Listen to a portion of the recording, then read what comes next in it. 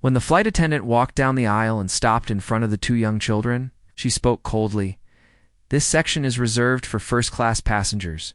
You'll need to move." The kids, dressed neatly in polos and sneakers, looked at each other in confusion, clutching their boarding passes that clearly read first class.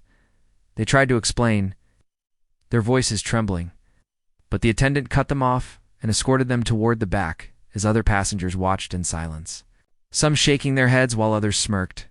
What no one knew was that their father, a tall, composed man in a tailored navy suit, was just a few steps away.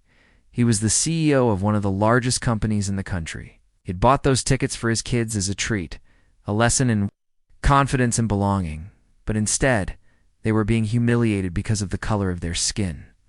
The CEO stood up calmly, his presence commanding immediate attention, and walked to the front where his children now sat nervously in economy. He looked at the flight attendant directly in the eye and asked, voice steady but sharp, "Are you telling me my children's money is worth less than anyone else's here?" For a moment, the entire cabin fell silent, every passenger holding their breath. The attendant stuttered, realizing her mistake too late. But the CEO wasn't done. He pulled out his phone, made one quiet call, and within minutes, the pilot was informed that the airline's board of directors demanded answers. Passengers gasped as the CEO announced that not only would his children return to their rightful seats, but the flight attendant would also be facing disciplinary action.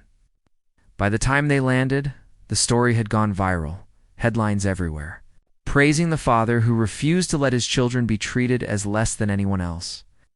That day, the airline learned a lesson it would never forget. Never underestimate a parent's resolve, especially when that parent has the power to change everything.